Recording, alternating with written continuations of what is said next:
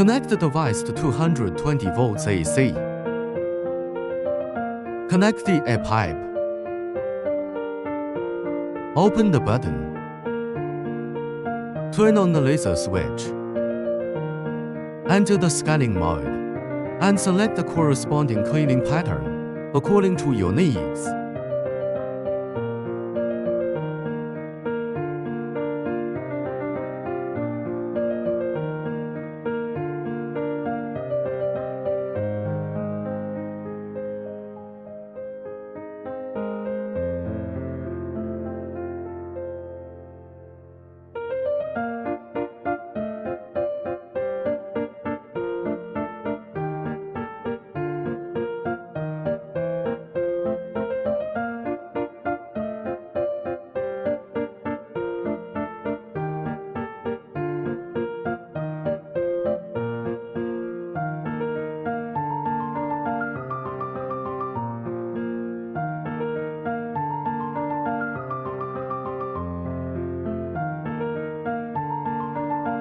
Enter the device parameter interface.